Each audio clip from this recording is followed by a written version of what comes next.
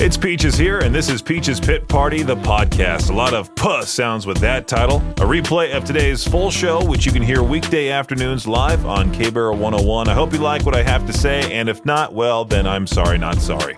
Enjoy. Happy pre-Friday, a.k.a. Thursday. It is Peaches Pit Party kicking off here. Thank you to those that signed up with me yesterday for our haunted meetup tomorrow at the Haunted Mill in Teton. If you got your name on our guest list, make sure to show up to the Haunted Mill tomorrow night at 7:30. If by 8:20 those tickets go unclaimed, they get thrown away, and that's it. Disqualified. And if you missed your opportunity to sign up with us this week, there's always next week when we do our final haunted meetup at the Lost Souls Attractions in Shelley. This week, though, the Haunted Mill, man, that's one of my favorites. It's a very creepy, century-old flour mill. It's terrifying to look at, let alone go inside and get spooked. But it is the spoopy season, after all. Tomorrow, we're going to be drawing winners for our Tom Segura ticket giveaway. Make sure you sign up for that within the K-Barrel 101 and Alt 101 apps. Make sure you also sign up if you want your hands on this sweet guitar that we have here, this Yamaha Revstar Element RSE 20 black electric guitar. Thanks to No Limit Guitar Company for helping us give that away. If you want to earn a bonus entry for that giveaway, you can purchase something in either No Limit Guitar Company location, and you can also fill out the forms on the K-Barrel 101 and Alt 101 apps. We'll be drawing winners for those giveaways tomorrow morning after Victor's morning show. If you want to get a hold of me, 208-535-1015. That is the number to do so. I was scrolling Ask Reddit to try to get a head start on trying to find a to peach their own question. Saw this one here. What food is delicious in small amounts but gross in big amounts? My answer right away, cheese. There have been plenty of times I've gone to a restaurant for breakfast and I've gotten some sort of omelet and it's just covered in way too much cheese. I end up having to take the fork, scoop most of it out and go, okay, that's better. Top answer on Reddit, a really good dense cheesecake. It gets to be overwhelming fairly quickly when you have a lot of it, but a small slice is great.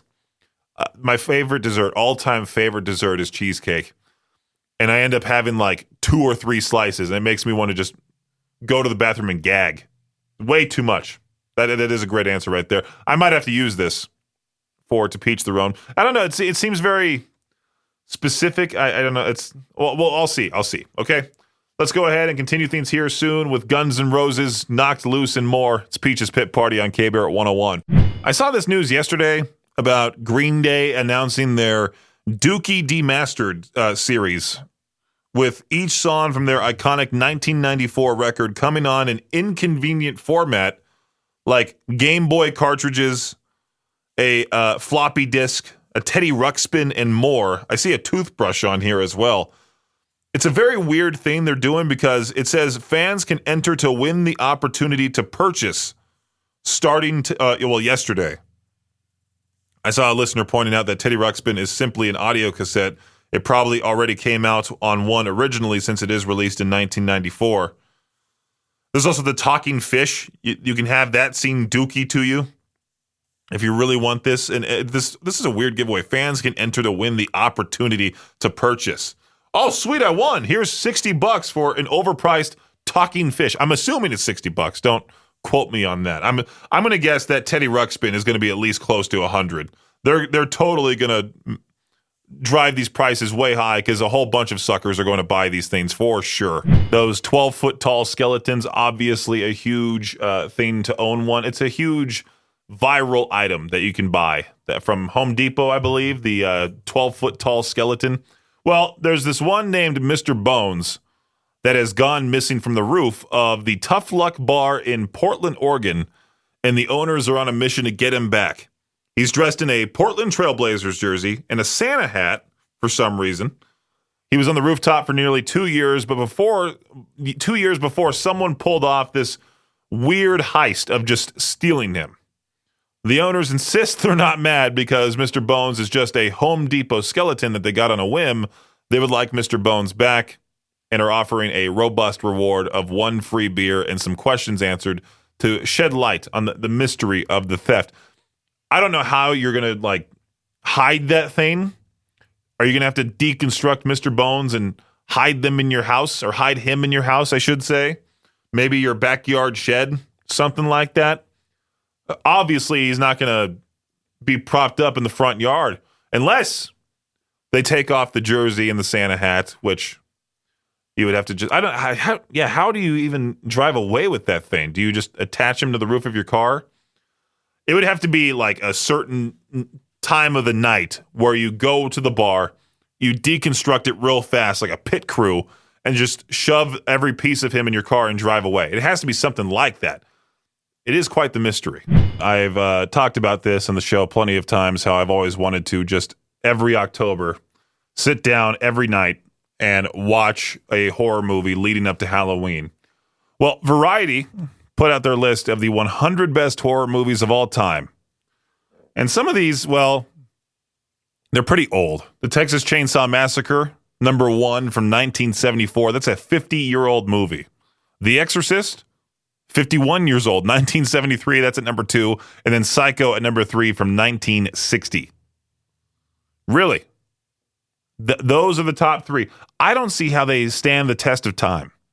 If you're telling me that these are supposed to be scary, I'd be like, well, no, not really. They're more so just classics that people are nostalgic about. Jaws is sort of scary. That came at number 4, 1975. But The Exorcist, is it really as scary as people say it was back in those days? With all these new horror movies that are out there are some out there that are quite intense. And for me, I might have to go back and revisit some of these movies just to see, man, is the Texas Chainsaw Massacre really that scary? I watched the latest, is it the revamp? The latest version that they put on Netflix not that long ago. Man, that movie was awful. It was just terrible. The ending sucked. The original has to be better, right? Well, I guess I'll find out and see. Maybe I'll do a Peaches horror movie review and put it on our Facebook group at KBear 101 Idaho Rock and Metal. And this right here is your Shot Clock Sports Update. Well, Steelers wide receiver George Pickens, he's in trouble. He wrote a message on his iBlack for Sunday night's game against the Cowboys. The message contained a 4-letter word that starts with F, and the NFL is now looking into the matter, as Pickens must know league rules prohibit players from wearing or displaying personal messages, especially ones that involve, inappropriate language. In college sports, as sports gambling has become legal in more states across the country, college athletes are getting more online abuse from angry sports bettors than other groups. I talked about this morning with Victor on his show. A new study by the NCAA and data science company Signify Group analyzed social media accounts for more than 3,000 college athletes during 8 championship playoffs for men and women. The study found that bettors sent abusive messages before, after, and during events, and that it was, I'm not going to go into the whole what these abuse messages were about, but hey, stop messaging professional athletes, college athletes, terrible things because you bet money on them and they're performing under pressure. Again, we should have those people that send stuff like this go out onto the field and play that sport in their position and see if they even survive one tackle. In soccer news, back in July, the head coach of the U.S. men's national soccer team, Greg Berhalter, he was fired. But he wasn't unemployed for long, as the Major League Soccer team, the Chicago Fire, hired him to be their head coach. He was fired and then hired by the Fire. That almost seems like a tongue twister. Hired to be their head coach and to lead the team through their upcoming season. That does it for your Shot Clock Sports Update right here on KBear 101. Now, I was looking at one of these pointless radio studies. Half of Americans are sick with kitchen envy. 9 in 10 Americans said their kitchen needs to be better looking than any other room in their home. I would think maybe like the living room would be my first thought, to spice up the living room. Isn't it the first thing you see when you walk into somebody's home? My kitchen in my apartment is actually fairly big. There's a lot of cabinet space. The cabinets aren't necessarily made out of the best material, but there's a lot of cabinet space there. There's not that much counter space. I have to push stuff on the counter away, like the air fryer. I have to put that back if I'm not using it. Pull out the blender if I want to use that sort of thing there.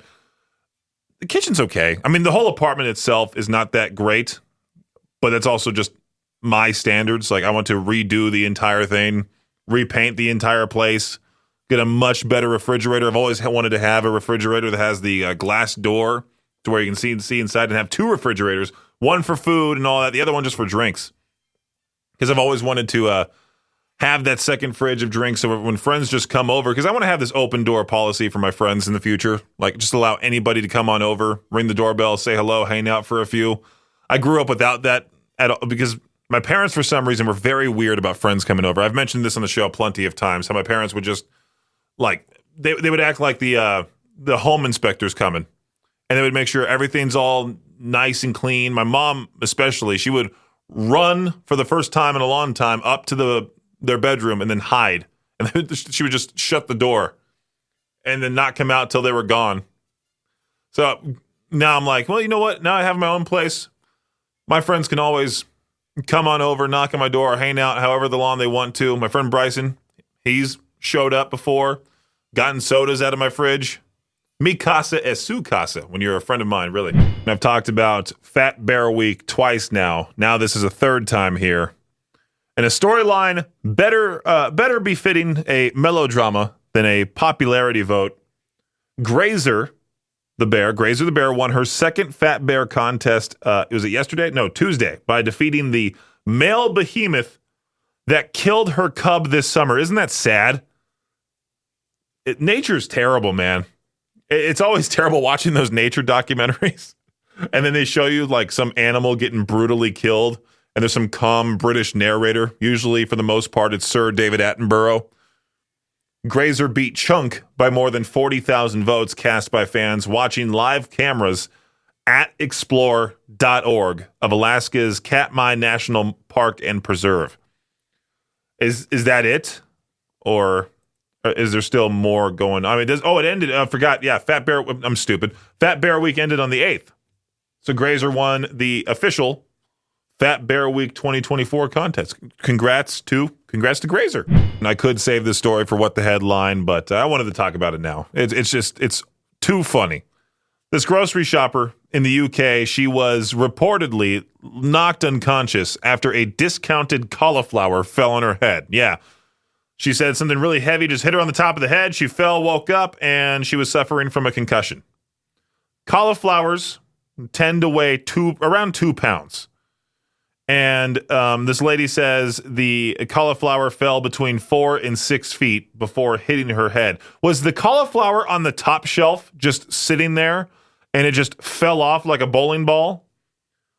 I'm not exactly sure. I feel like even if a cauliflower fell like 8 feet, it wouldn't hurt that much. I'm thinking this lady's trying to sue the grocery store and get herself a whole lot of money.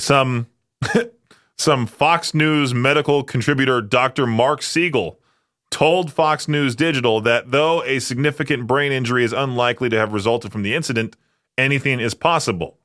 A cauliflower is soft, and even falling 4 feet, it is unlikely that it would cause significant head trauma. It's not like a coconut falling on your head. That could kill you.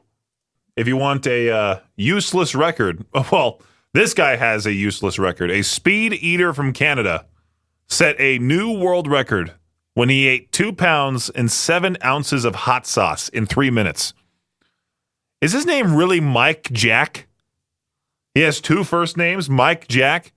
He also holds the record for fastest time to drink a Capri Sun through a paper straw. Whoa, that's something to put on your resume right there. Surprisingly, Jack's stomach wasn't upset after spoon-feeding himself all that sriracha. I like how he calls it burn butt. I've never actually experienced burn butt before. It's a genetic mutation. It's my superpower, I guess, is what he said. Burn butt. It is terrible when you eat something spicy and there's that spicy exit to come along with it. It's the worst. I could not imagine having to make this decision. I think it's awful. Charity Marie Curie has compiled a list of the most popular songs patients want to listen to as they receive end-of-life care.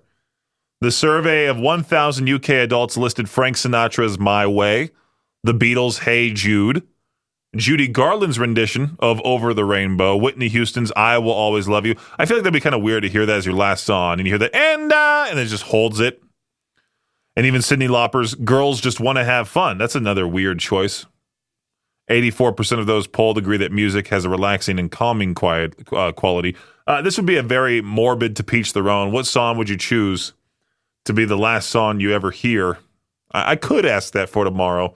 Considering we're also in the spoopy season, it fits, the dead and all that. Maybe I'll ask that for tomorrow's question. Water levels in Lady Bird Lake in Austin, Texas, recently dropped 2 feet, leading local officials to wonder what was causing the mysterious phenomenon. It turns out there was a very tiny problem. I'm going to call it the darn, because I want to continue that joke. The Longhorn Darn experienced a malfunction of the adjustable gate, which allows precise water level control. As a result, the gate wasn't allowing a proper flow of water. The cause of the malfunction was even more surprising. Austin Water explained that ants intruded on the instrument panel, shorting it out and tripping a circuit breaker, which caused the water gate to only partially open. The problem was fixed. The ant problem was taken care of. The headline says, "Those darn ants." Well, it says the explicit version of that. I just can't say that word on the air, which is silly. Earlier today, Victor and Josh from Classy 97, they went to Burger King and got that new Wednesday Addams burger. Victor thought it was all right. He got himself that Addams Family crown that is now sitting on top of one of our little busts of Mozart on the counter behind me. It's actually sitting on, there are 2 masks. For some reason, Josh had these in his house, and he was doing some cleaning and saw these and went, "These are perfect for the K-Bear studio." They're 2 plastic masks of Jack Black and Kyle Gass, both with their eyes cut out, so that way you can wear them. There's a string attached to the back of them, too. Kyle has the Addams Family crown on right now on the face of the bust of Mozart. If you want to picture that in your head, that is right behind me here in studio. But the Wednesday burger looks unappetizing. It's just a purple bun, a regular Burger King burger with a purple bun. But they also have other stuff they're releasing. I believe they're having like the sundae with it as well. I didn't have it pulled up here. Maybe I should have for this break, but I guess you can find it out for yourself. If you're really that interested, look up the Wednesday burger and you'll see what I'm talking about. Variety released their list of the top 100 top 100 best horror movies of all time, and the top 3 were good choices. They're classics, but I today wanted to ask you, for to each their own, what is the scariest horror movie of all time? And I was thinking about it. My answer would have to be this. I don't know if it was called House or His House, Her House. It was a movie about these people from Africa that decided to move out of Africa and move towards this sort of terrible neighborhood in the UK. And this house that they're renting is completely messed up. It just messes with them psychologically. A few of those scenes within that movie actually made me jump. Because usually, for the most part, most horror movies are predictable. You know exactly what's about to happen. That one surprised me. Again, it's called like House or something like that. You can find it, I'm sure, by Googling House Netflix movie. But I want to know your answer. What is the scariest horror movie of all time that you've seen? 208-535-1015. Hey, K-Bear, how's it going? Not too bad. What is the scariest horror movie you've ever seen? Well, the one that's like truly legitimately ever scared me was Event Horizon. It had Lawrence Fishburne and a couple other people in it. I think it was in the mid-90s. 97. But yeah, and that one actually scared the crap out of me when I was a kid, mostly because I was, the sci-fi horror, but involves like, the drive of the ship. And the drive of the ship that can fold space and time to essentially create a warp drive opens up a gate to essentially while you're in transit, and all sorts of weird, crazy stuff happens. Any particular scenes that jump out to you, like any like jump scares in this movie too? There's a lot of them, but they're all done right, in my opinion, on that one. So, because I feel like jump scares can be overdone, and done just absolutely horribly, but I feel like these ones were actually done right and in the right places. K-Bear, what's going on? All right, cool. Hey, if you have an answer for today's To Peach Their Own, what is the scariest horror movie of all time? I can't imagine calling some number and then just hanging up like that. Like, I must have mistyped or something, or like, I'm trying to call Victor, not Peaches, or something like that. I'm scrolling the Facebook comments here. Oh, wait. Let's see if this person's calling back. Hey, K-Bear, how's it going? Calls again and just randomly hangs up. Makes no sense. Looking at the what is the scariest horror movie of all time? I see Smile. Now, Smile had a weird ending. I am looking forward to Smile 2, which should be out soon. Scooby-Doo Zombie Island from Shannon. Those classic Scooby-Doo movies, sometimes they get to you, man. One person wrote Hereditary.